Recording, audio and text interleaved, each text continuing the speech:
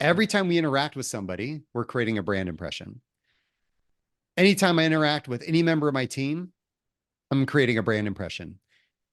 I may create a different brand impression with my CFO than I do with some account manager that I'm also working with. They're going to have different perceptions of me based on how I lead myself. So I can't lead everybody the same. I need to lead them how they need to be led. My leadership brand is going to be based on everybody's perception of me, which will be based on how I show up. This sounds like a stupid question. Probably is, because, yeah, go ahead. Skilled managers equals high morale, which equals all that cool stuff that you cannot pay for and you can't punish for. When you close off that feedback channel, you are not going to be able to hear the truth. In the first microseconds, your brain can't tell the difference between physical danger and what we call social danger. I mean, I'm pissed off at you. Me, specifically? Well, just because you're my boss and all. Employees tend to get promoted until they reach their level of incompetence. Go forward and don't suck. Folks, welcome back to the Managing with Mind and Heart podcast. You have Ethan today as your host. Mike is off doing something. Who knows what he's doing? However, I have a special guest to bring on the podcast today, folks, and I think you are going to enjoy this. His name is Mr. Skot Waldron. Who is Skot? Well, first off, Skot has been on our podcast before. He had a conversation with myself and Mike, and that was episode number 37, called Your Leadership Team Brand and Gaining Influence the Right Way. We had a fun episode, a lot of insightful stuff from Skot, which is why I wanted to have him back on the show. During that podcast episode, I encourage you to go back and listen to it, by the way. But we discuss Skot's unique background, which we may touch a little bit more on today, but also the work that he does with helping teams and individuals collaborate effectively, improve their communication skills, and really just build their unique brand identity. We also discussed what I felt was a very helpful model for leaders, or really anybody navigating the world. And it was a model for earning influence with the people around you and how that relates to managing up in the workplace. So go listen to that, folks. Again, episode number 37. I'll link to that in the show notes. Besides that, who is Skot? Well, with over 2 decades of experience, Skot has been the driving force behind enhanced communication strategies for premier organizations like JP Morgan Chase, the CDC, Georgia Tech, the Home Depot, the Coca-Cola Company, and more. He is also the celebrated author of the Amazon bestseller Unlocked, a 52-week guide for the intentional leader, which we are going to discuss more today because I'm really excited about this book, folks. He's also the engaging voice behind the globally recognized podcast Unlocked with Skot Waldron. And I'll link to that in the show notes as well. Now, Skot's expertise lies in transforming complex communication challenges into avenues for growth and development. His innovative, practical strategies have reshaped the landscape of effective leadership and team dynamics.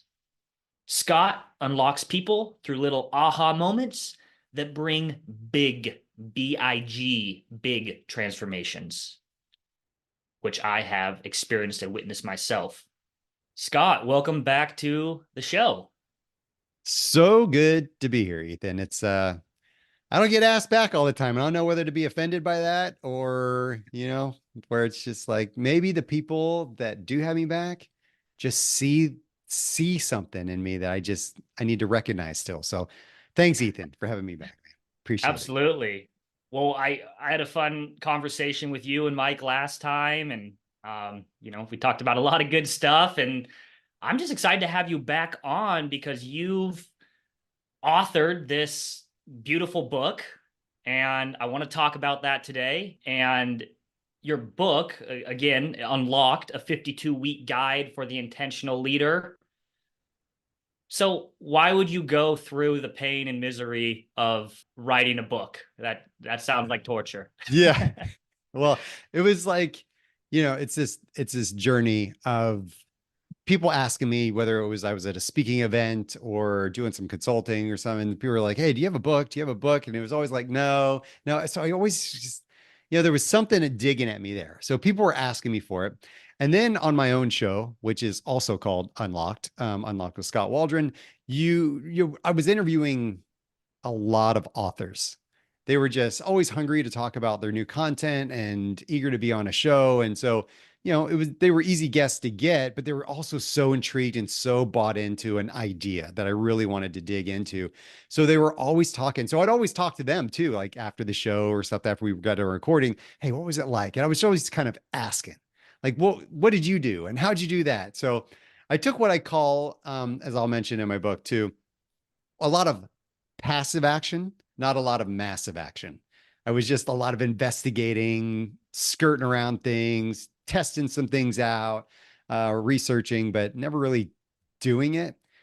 And then I will honestly say that ChatGPT got me off my butt. Like, because I'm a shoot the breeze, like kind of, I like to bounce ideas off things. What it did is it gave me a platform to bounce ideas. So I used it. I was like, what's this Chat GPT thing? So I started saying, hey, what if I was going to write a book on this and about this? And how would this sound? And what would that be like? Well, give me 10 chapters for an outline. And it started to generate just these thoughts. And then I got rolling.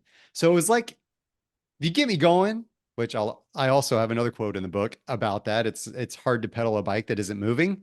Get on the bike and start pedaling and it'll start moving. And that's what happened with me. So I was using ChatGPT as a lot of brainstorming, kind of get me rolling. And then I had this bank of quotes that I'd had for like 8 years of people and brilliant people on my show or that I'd heard or read.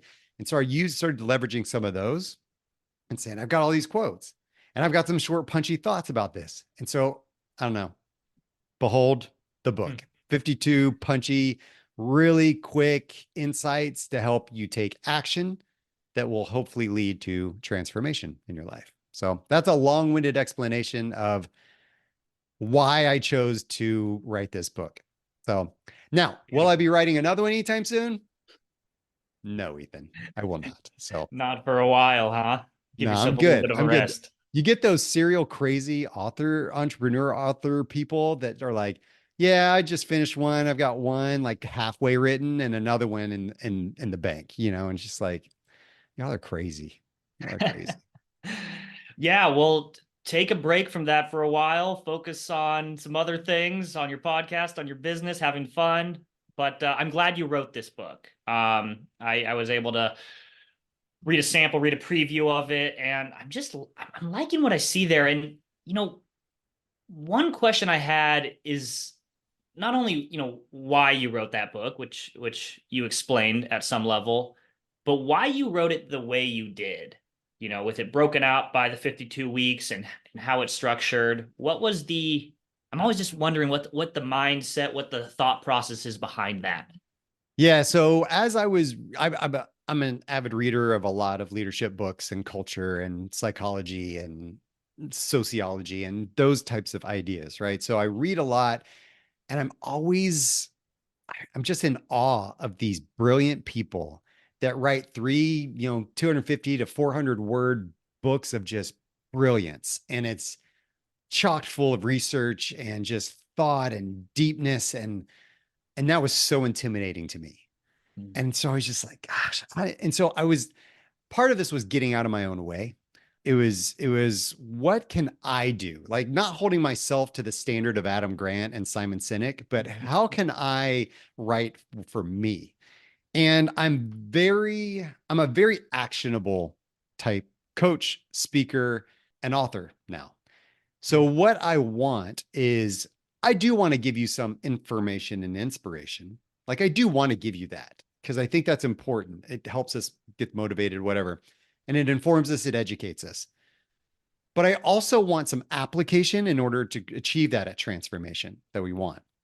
And that's why in each week or AKA chapter, I set it up as inspiration, which is a quote from me or from somebody else out there in the world, a quote, an inspirational thought from me, commentary, whether it's a page, half a page and a half of commentary, and then some application, because only then will you be able to transform. So then it's like we all seek transformation in our lives, whether we're a corporation or whether we're an individual, we want transformation. And that only comes through application. So whether I'm speaking, whether I'm doing anything, it's about application. So that's why I wrote the chapters the way I did. And I wanted them also to be short and punchy. I find that a lot of leaders, the higher up you get, the less time you have. So I wrote these in a sense that you could spend 5 to 10 minutes on a Sunday night, Monday morning, going through whatever the week is, and then use another 5 to 10 minutes at the end of the week to reflect back on that, and it's done. It's not that I have to read 12 pages of content and then deep dive into the subject matter and then whatever. It's really about how do I take a concept and make it applicable for you so you can use it throughout the week. That's what I really wanted you to do. So that's why it's structured that way. Yeah, great.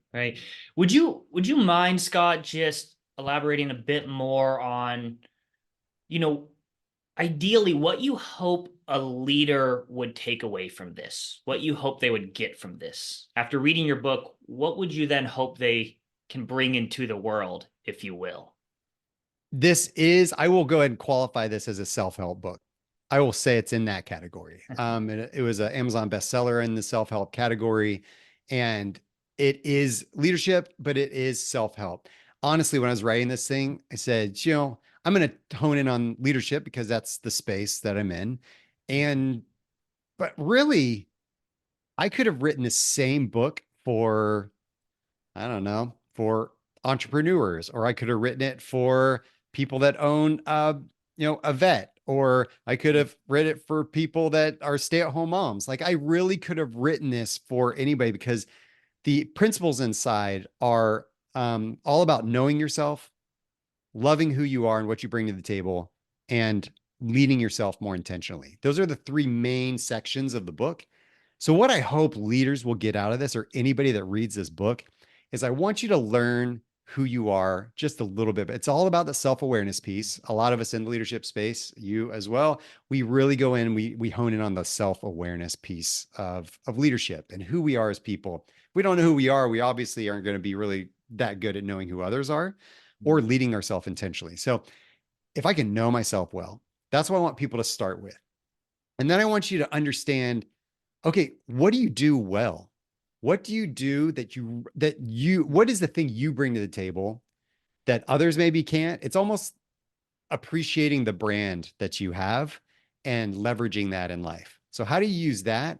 And then how do you use all those things, your self-awareness and the things and that self-confidence, to really lead yourself more intentionally? That means now I'm going to start leading other people, and I'm going to start leading myself in order to build that brand reputation or build my leadership potential or influence as I move forward. So that's what I hope people get away from it. I want you to know yourself better. I want you to learn to love yourself more and love what you bring to the table. And then I want you to lead yourself more intentionally. So good. Beautiful. I mean, this is one of the reasons why I wanted to have you back on the show to talk about this book, because this Know Love Lead, I mean, there's so many parallels to the work that Nash Consulting does and that I do with our clients. With, you said it, like, let's focus on your own awareness first, personal growth, getting more insights into yourself. And then we also talk a lot about self-compassion and having a strength-based approach to your leadership. And then, of course, that all leads into, as you were saying, the actual leadership of others and people. I do want to circle back to these 3 main sections of the book, Know, Love, Lead. But since you mentioned it, just leadership, building a leadership brand. We spoke a bit about this last time you were on on our show. But in the work you do, like, what's the idea behind building a leadership brand? I have a keynote that's all about, it's actually called Unlocking Your Personal Brand with 8 Minutes of Intentionality. And in that keynote, we really focus on what's some immediate action, again, application that you can use to influence your brand right now, to either learn more about it or to build more influence with other people and have people reflect back on you and go, oh yeah, that's one more deposit in that brand bank account for that person, right? So if I can, we all have a brand bank account, all of us, and we are making small deposits into that brand bank account over time to where it's growing and growing and growing and just accumulating more wealth over time, or we are making withdrawals from that brand bank account every time we interact with somebody. And eventually we hope that it doesn't hit zero. We hope that it doesn't go negative and we become bankrupt, right? It's this idea that we need to keep growing and we need to make sure that we're intentional as we keep moving, because honestly, we have thousands of little brand impressions of us running around. Every time we interact with somebody, we're creating a brand impression. Anytime I interact with any member of my team, I'm creating a brand impression. I may create a different brand impression with my CFO than I do with my, some account manager that I'm also working with, right? Like they're going to have different perceptions of me based on how I lead myself. So I can't lead everybody the same.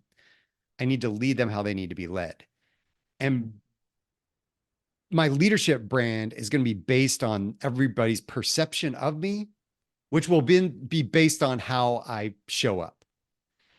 So if that's built on self-confidence, it's built on humility and self-awareness, then that's where I want to be. If it's built on pridefulness, on arrogance, on insecurity, self-preservation, then it's going to reflect that way. And I'm going to wonder why nobody's doing what I ask, right? It's because I have no influence with them, because the brand perception I have is I don't want to be affiliated with that, right? We become loyal to brands, right? The atmosphere of how they make me feel is why I'm loyal to that thing. Whether it's a person or a product, I'm loyal to that because of the way I feel. Yeah. If you're helping me feel like I want to be loyal to you, great. If you're helping me feel like I don't, then that's why. So that's why it has such an impact on us as individuals and us as leaders. Yeah. It reminds me of something that I heard a few weeks ago. I can't remember where I heard this, but it's, it generally was like, you have a leadership presence one way or the other, right? You have a leadership presence, but the idea is, what do you want that leadership presence to be? And it sounds the same thing as a brand, maybe, right? You maybe have a brand, whether you're intentional about it or not. And the idea is, well, why not get intentional about what that brand is going to be? It's almost like a company, right? A company has a brand reputation, some good and some bad. And so how do we then start building our brand? And so it's set up so it's achieving the things that we would like to achieve. And so with, say you were coaching a leader and they were interested in building up their leadership brand in a positive way, of course, where would they start? I guess coming back to the intentionality piece of it, like how would I think through, what do I need or want my brand to be that aligns with my values and who I am? So 20 years of brand strategy and graphic design and marketing experience. I ran an agency for 12 of those as a managing partner of that firm. I use a lot of those concepts to coach now. And so what I do is I do market research, because that's what we did as an agency. A company comes to us, they say, hey, we want to shape our perception in the marketplace, and we want to kind of update our brand, develop our brand, build our brand, whatever that was. And yes, some people will think, oh, that just means I need a new logo and a color palette. And it's like, no. We're going to get into the why you're doing this, who you really are, and get into the strategy piece. And so that's where I go first. I say, you want to develop or let's understand the perception of the marketplace first. Because you are, as a person, as a leader, marketing your ideas and marketing yourself to everybody every day. And people are either going to buy what you have to offer or they're not. We want them to buy what we have to offer because we believe in it or we think it's going to drive the company forward or whatever we're trying to do. So when we do market research, what do? We go out and we ask. So I will do audits with my individual coaching clients and I will say, hey, let's go out and, you can do these through, we do them through 360s as well. So if you do any of those, that's fine. But one thing I'll take from what we did in the past, a smaller version of what we did is I do a brand word exercise where I say, hey, I want you to give me 5 words that describe you. Like, what are those 5 words? And so I will get those. And you know what, Ethan? I'm going to ask you right now, man. Let's do it. Let's do it on the fly. All right. On the fly. Go ahead and give me 5 words to describe you. 5. Wow. Okay.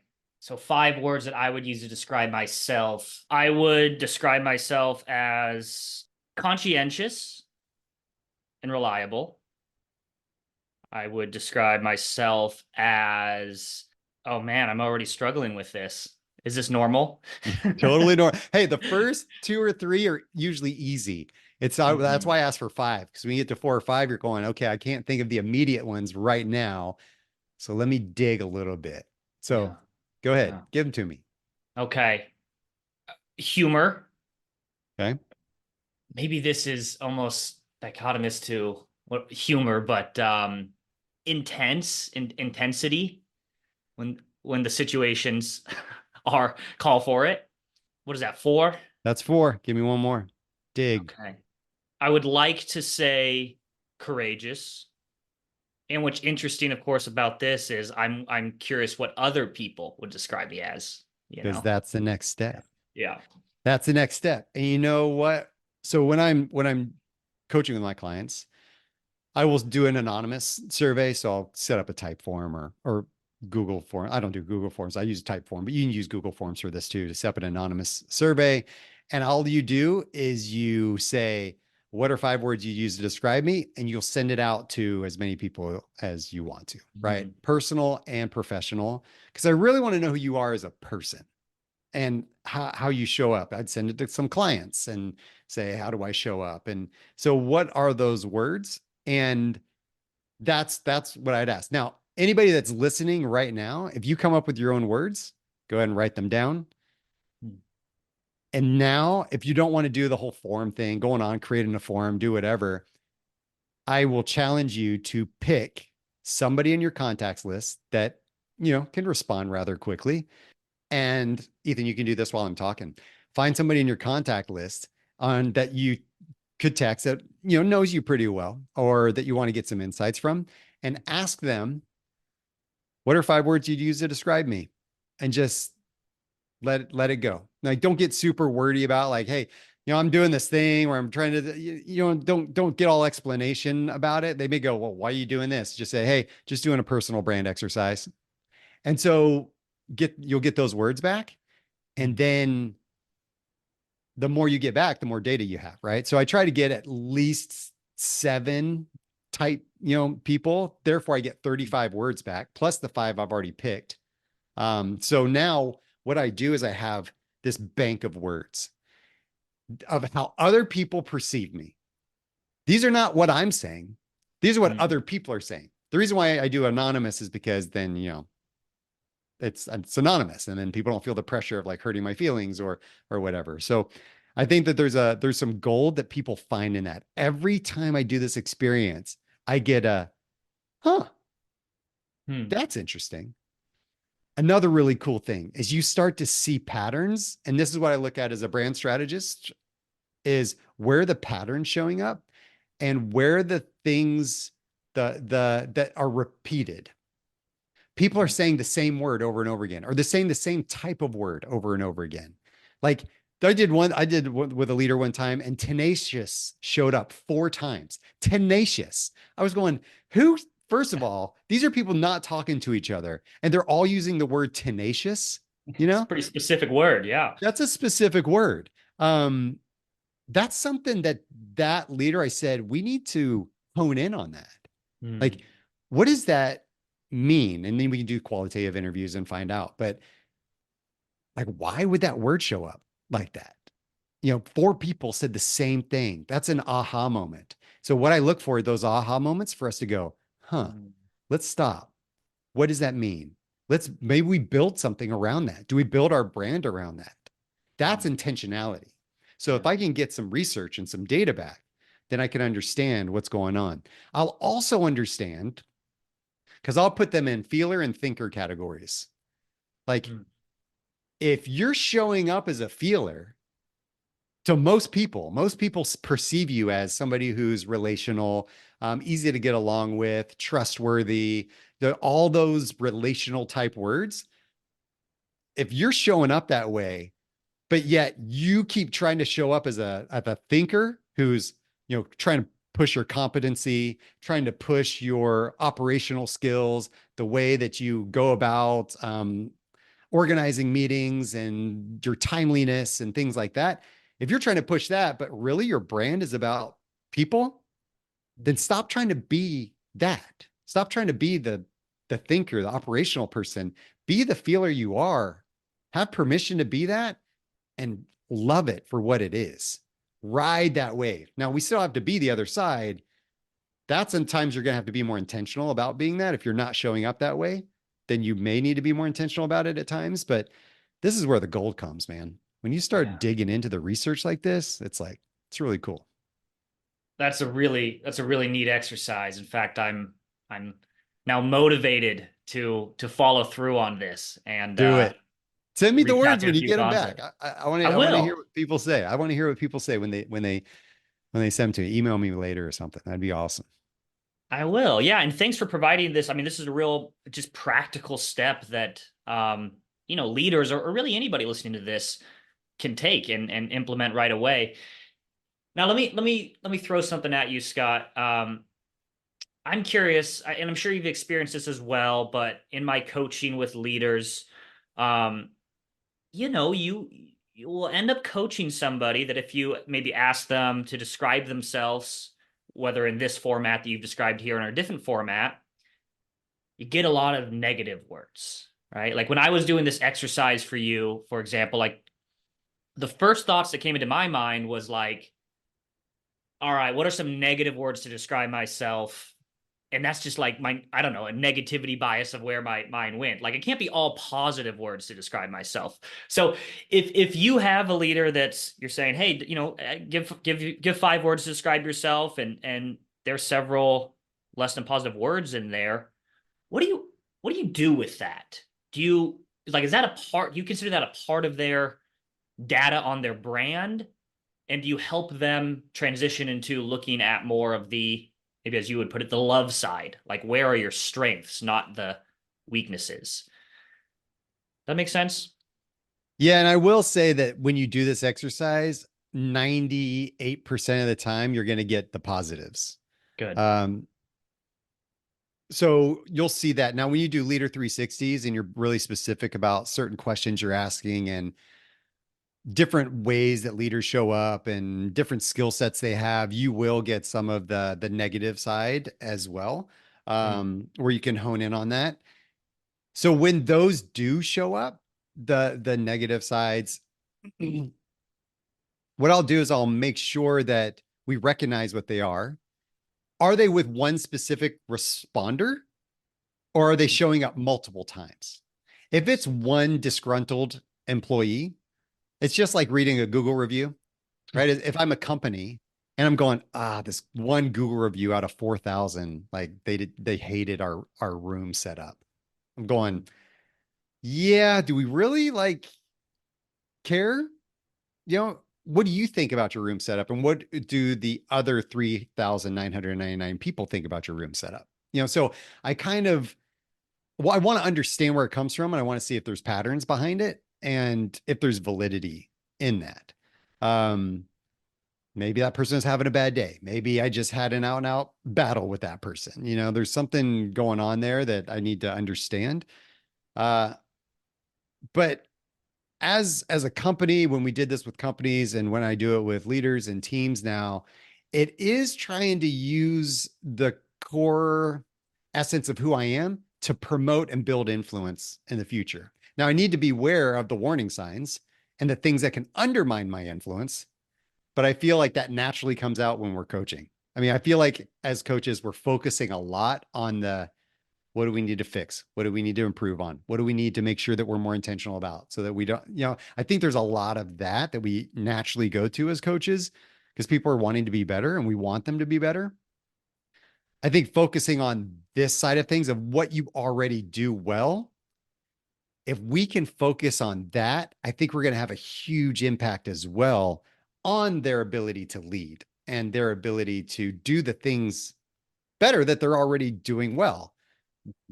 And I always tell people that, if I'm learning to play basketball and I'm naturally right-handed, practicing with my right hand is going to make me a better basketball player, not forcing myself to practice shooting with my left hand. Although that's going to make me better all-rounder, I'm never, ever going to probably be as good with my left hand as I am my right hand at shooting a basketball. Yeah. So focus on the strengths, focus on your right hand, but don't ignore the left. Like we have to incorporate the left hand at times, but really we should be focusing on the right hand as much as possible. Yeah. I really appreciate that, the strength-based approach to leadership. Because I think you're right, especially leaders or managers that have worked their way up into a high-level position. She probably got there at some level because she really focused on areas of opportunity, right? Or focused on areas that she can improve, and she got to that level. And at the same time, I find that if you are only focusing on your weak spots, right, you're leaving this whole bunch of potential untapped into that are around your strengths. So I can't remember who said this, but I had a conversation with my team the other day, and somebody said, focus on your weaknesses just enough so they're not undermining your strengths. And then double and triple down on your strengths, because that's where you're going to shine. And it's almost like with your basketball analogy. It's like, yeah, you're right-handed. Focus, 80 at least % of your effort on shooting with your right hand. But make sure you practice a little bit with your left hand, just so that doesn't undermine your abilities at some level. So I like that approach. I appreciate that approach. Scott, I'm also wondering, if this is something that maybe can be spoke to, somewhat briefly. So say a leader or myself goes through this initial exercise that we went through. I come up with my own 5 words. I put a survey out for other people to give their 5 words. I start seeing trends and patterns, and I'm starting to get a picture of my brand. What are often the next steps with that? I understand a bit about my brand. Now, what can I do with this information to, keep moving the ball up the field, if you will? It's going to depend on your goals. Sure. A lot of people that I'm working with, like, is your goal this year to move up? Like, are you looking to move into a new role? Are you looking to move forward in your career? Are you looking for a new career somewhere else? And what are you doing with that? And how can you leverage this new knowledge, this new data to make sure that, number one, if you are looking for a new space, how are you differentiating yourself? And when you go into that interview or when you're presenting yourself to the world, are you showing up the way that's authentic and real to you? Yeah. Or are you just trying to BS everybody into Right. one thing or another? Now, That's if where the I'm values come in, right?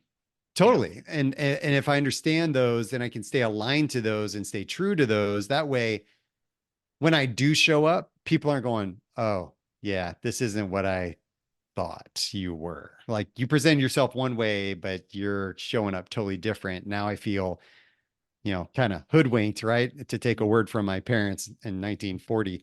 And it's kind of like, that's the way I feel. And just, I don't build trust with you that way. Likewise, if I'm a company and I show up one way and you show up as my customer and you experience something different, you have a different brand experience and what I presented to you, you've already done some damage to that brand perception. So what I'll say is, what are your goals? And are you showing up that's consistent with that, with what you say you are showing up that way? If you want to move up in a company, or if you want to, making sure you hone in on those things is going to be really important. And are your goals like quantitatively, like the real like down and gritty goals aligned with those strengths. Like, how are you using those strengths to make sure you accomplish those things? Because you know what? If I know that one of my strengths is not planning, then I'm probably not going to I shouldn't build a lot of goals that require me to be very structured and plan oriented. Mm. What am I doing there? I'm setting myself up for failure. And if I can understand myself better, understand the perception of me and what I bring to the world, then I'll know how to structure my own life best for me, not what everybody else says that I should be doing. Mm. Very cool. Yeah, that makes a lot of sense, right? It's almost, as the old adage goes, begin with the end in mind with this, right? And I want to circle back to the book, and specifically the three sections: the know, the love, the lead. Could you give me maybe just a sample from each of these main sections? Yeah. Let's do it. I kind of try to knock around which ones to hone in on. The intro to the book kind of does I set some self-evaluation criteria throughout the book. So there's 4 different check-ins. Once a quarter, basically, you're going to be doing a check-in. So you start the whole book off with like a baseline assessment. There's 3 quick tools I have you use to baseline assess yourself. And then you're going to use those same tools to assess yourself. So you can kind of see progress and track what's going on and why are things not working, and kind of really self-evaluate those types of things.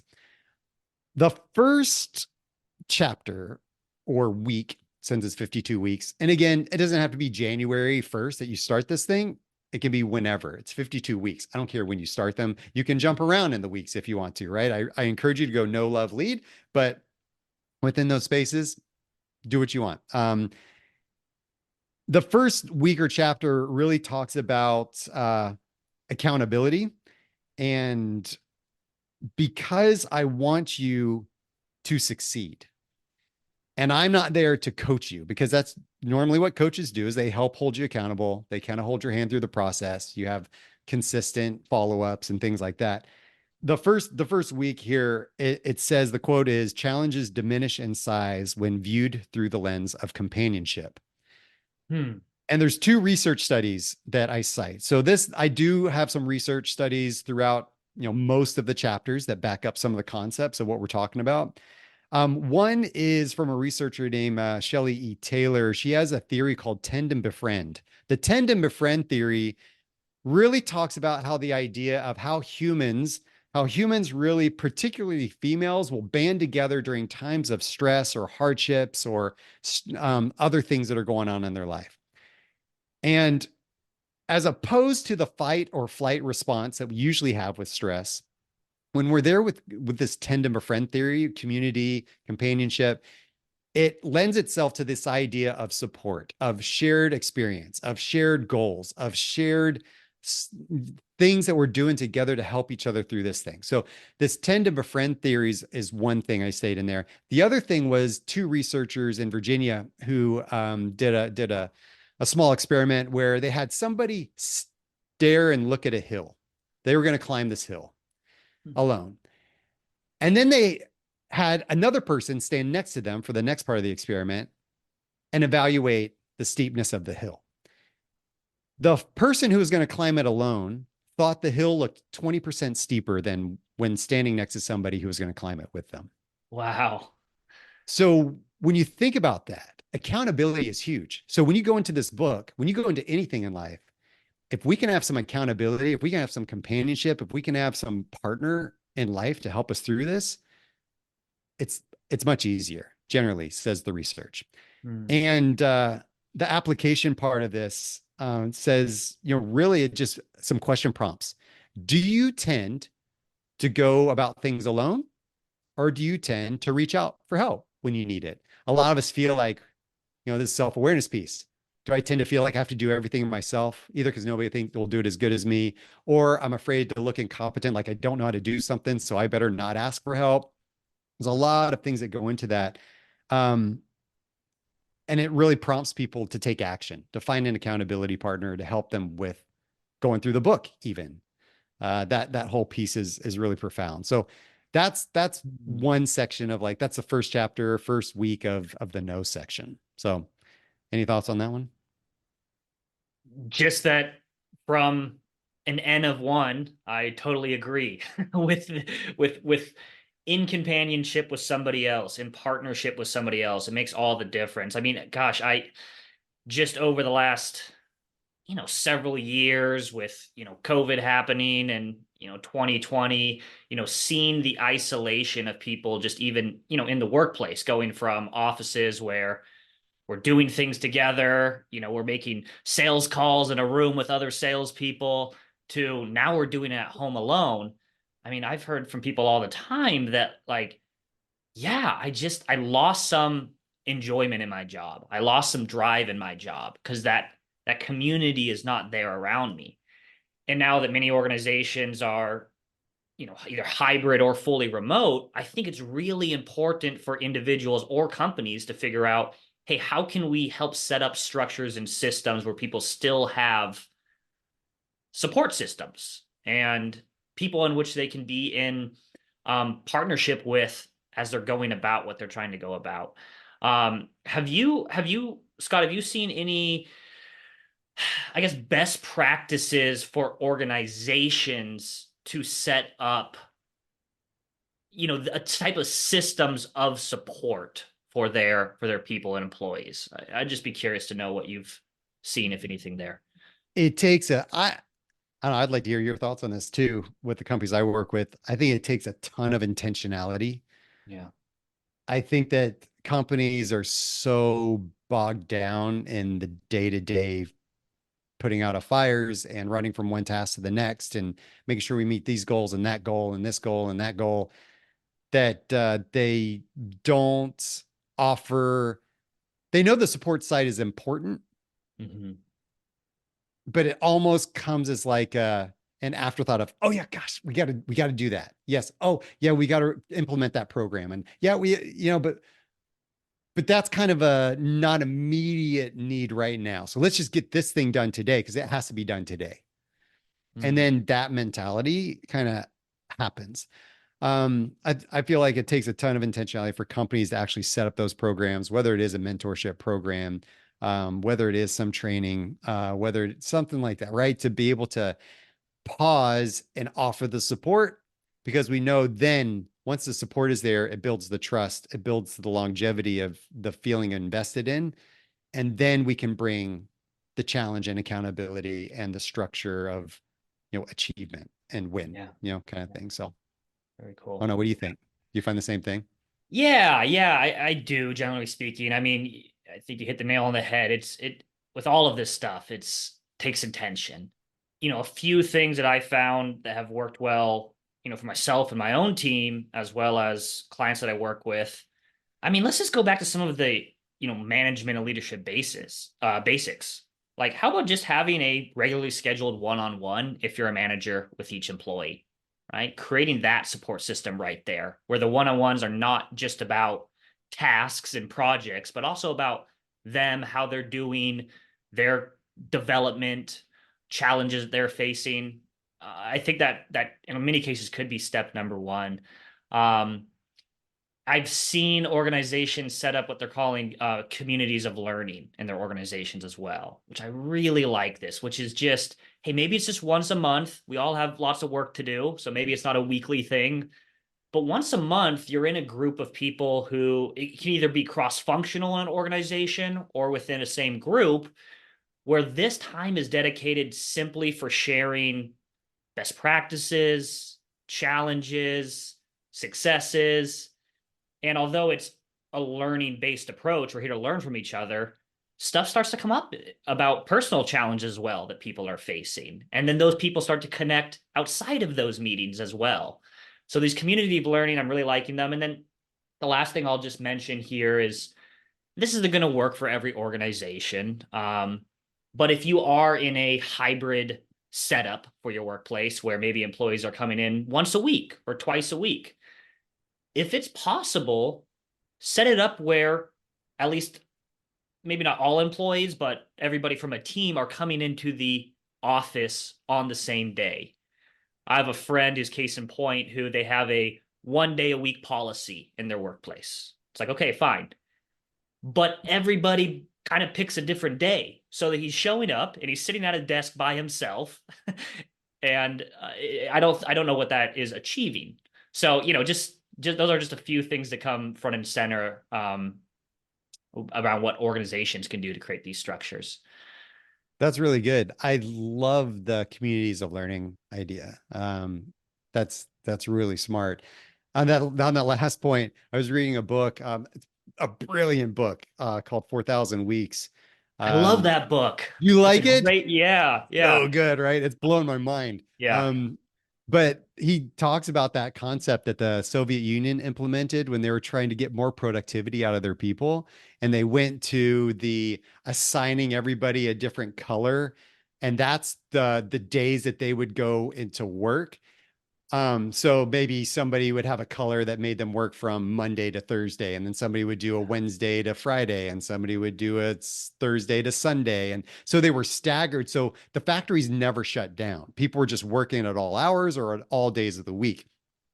But what they found was that because we were all staggered and we were all doing our thing a little bit different, that families were disrupted, that religious services were disrupted. People didn't know when to go to church or when not to have church, and that there was no time for rest for the machines and for the breaks, and that society really just couldn't run that way. And that's, what it kind of broke down. So, and the community aspect wasn't there. So I was working, but then I never got to hang out with any of my friends because they were always working on different days.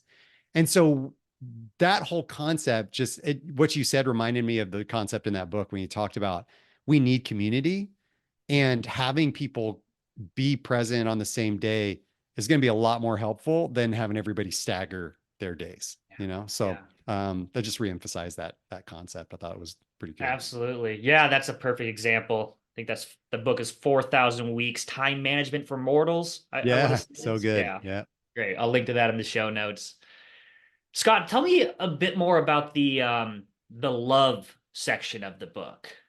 So you familiar with John Acuff at all? That's not ringing a bell. Okay. John is he's a speaker, but he's huge into, and he's an author. He's written several, but he just came out with a one called All It Takes Is a Goal. And he has a podcast, All It Takes Is a Goal. He's a great guy, very entertaining, funny dude. He's comedian from the past, but incorporates a lot of comedy and humor. I took one of the quotes he said in one of his principles. One of his quotes was "Sneakers are cheaper than knees," and it was because he's a runner, and I don't know, he may classify himself as cheap. Okay, so what he would do is he would run, and he would, until like the soles of his shoes were like ripping apart. And because he knew what it was like to go to the running store and sit down, you have this consult with this person at the store, and they're trying on different shoes. Then you buy different shoes, and they're like $180, and you're like, wow. And they're custom fit, and they have the different soles in them, like to make sure that they're healthy for you. And he almost kind of dreads that a little bit because of how much time and how much money it is to do that. So what he did is he would just run down his shoes. And he comes in, and his wife is like, John, like, buy a new pair of shoes. Your shoes are ridiculous. He goes, no. I still have a few more miles. And she goes, John, sneakers are cheaper than knees. And it was just like this aha moment for him, in the sense that, and what I do is I tie this into the book, and I use that as a kind of kick into your long-term future, your long-term impact of your immediate questions and immediate thoughts about yourself now. Mm-hmm. Are you setting your future self up for failure or success based on the decisions you make today? Like, are you loving your future self enough to make the right decisions today that are going to impact that? So one of the prompts in here I say are, what's What are you holding on to right now because of the fear of short-term pain? A lot of times we don't want the short-term pain of buying new shoes, of going to the store and meeting with somebody and doing all that. Like that short-term pain keeps us from taking care of our future self. So until we recognize that we're not always going to be comfortable in the moment, that we need to step out and be uncomfortable sometimes, maybe lay down the $180 for a new pair of sneakers, that eventually our knees are going to thank us later on.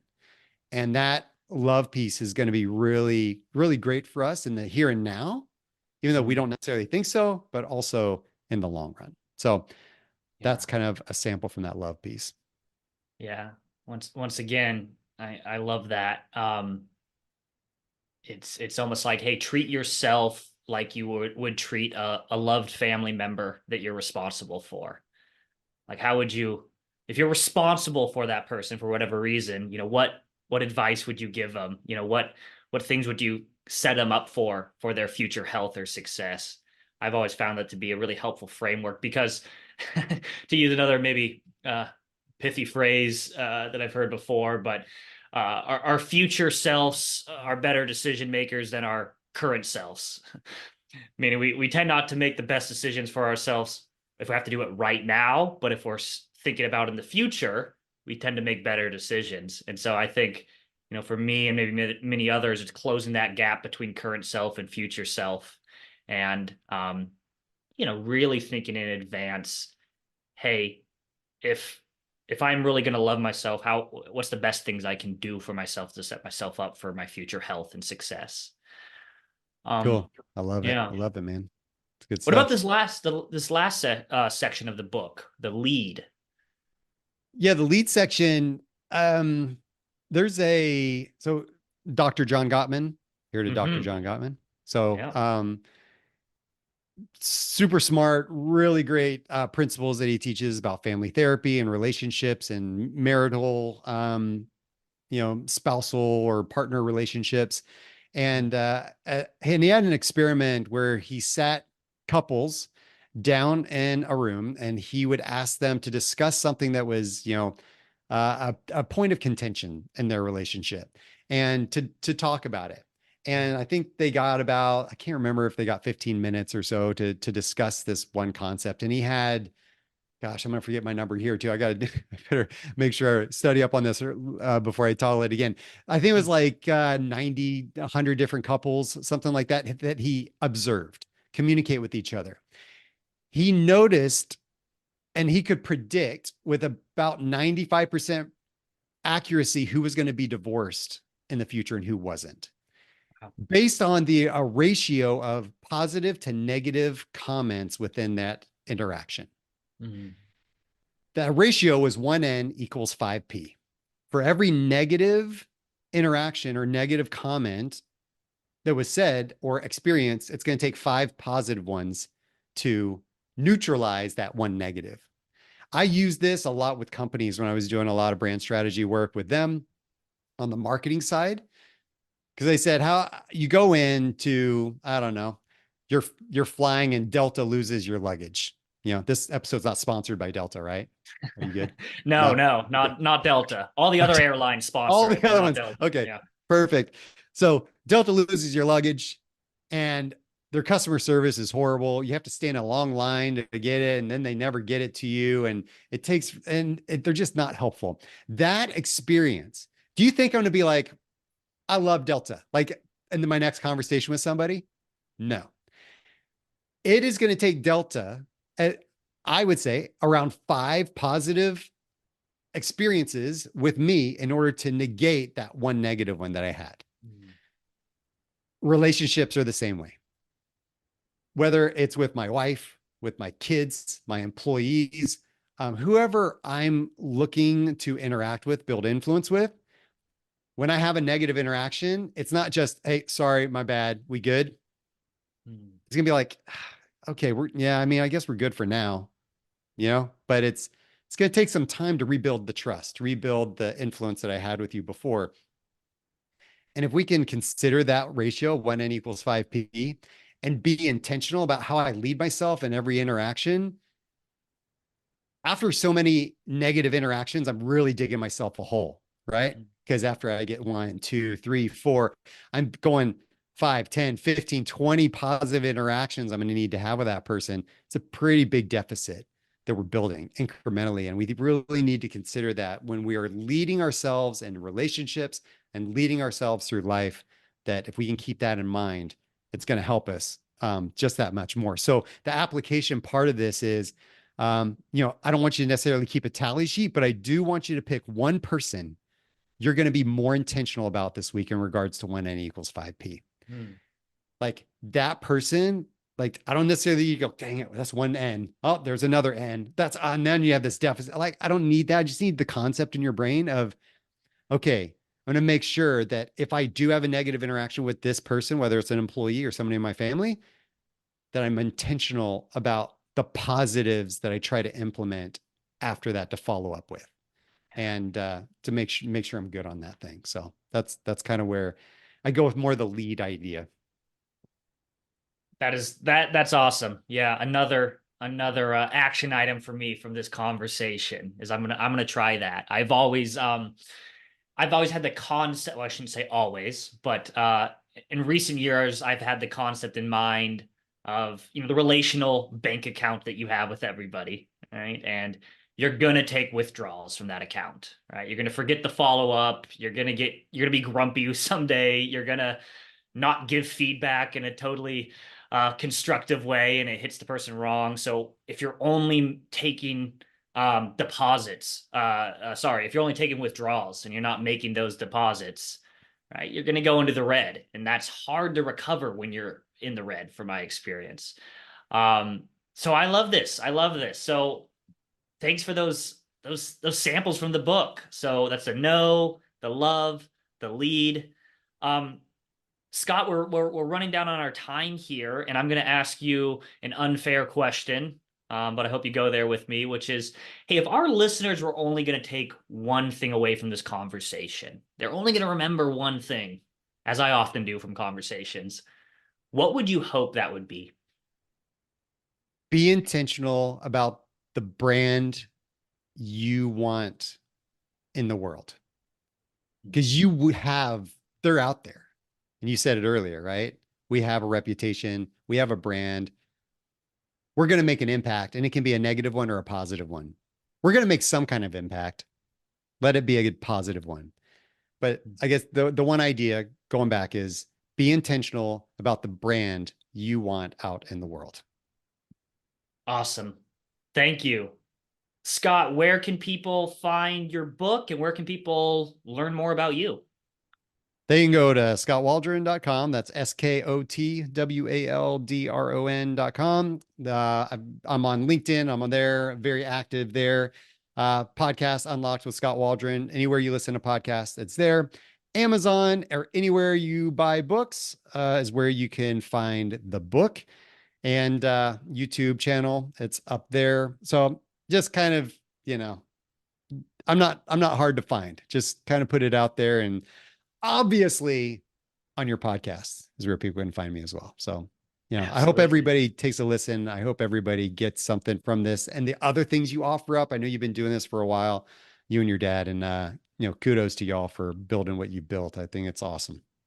Well, thank you. And you're doing beautiful and, in my humble opinion, meaningful work in the world.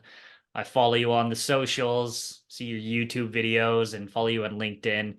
Really cool stuff. So I'll link to all those things you mentioned in the show notes so people can find you easily. Scott, thanks again for coming back on the show. Maybe we'll do a round 3 sometime. Who knows? But I appreciate you, man. All right, Ethan, man. If you run out of guests, I'm always there for you. You know it. Sounds good. Take you up on that. All right, folks. Thank you for tuning in to the Managing with Mind and Heart podcast, and we will see you next time. Hey, folks, wait. Don't go yet. Please stay with me for 1 second here. I want to let you know about a couple cool little goodies that we have available for you. If you dig this podcast, you will probably also dig our Managing with Mind and Heart newsletter. This is a monthly newsletter where we share articles that we write about, hey, how to thrive as a manager, how to lead teams that are characterized by high morale, engagement, psychological safety, care and respect, collaboration, and high performance. You can sign up for this newsletter by texting the word leading to the number 66866. Additionally, you can go to our website and sign up for the newsletter there. Our website is www.nashconsulting.com. And of course, if you're not already aware, we have our cornerstone program for leaders and managers, and it is called Managing with Mind and Heart. Go figure. This program is something that we often bring into organizations to work with all their leaders on helping them get aligned and singing off the same sheet of music with best practice management skills and behaviors. We've brought this to hundreds of organizations at this point with really good results. And if you are not able or inclined to bring our program in-house, twice a year, in the spring and in the fall, we offer this 6-day Managing with Mind and Heart leadership development program online for anybody that would like to sign up and join us. To learn more about this online course and to register, you can go to our website. Once again, that's nashconsulting.com.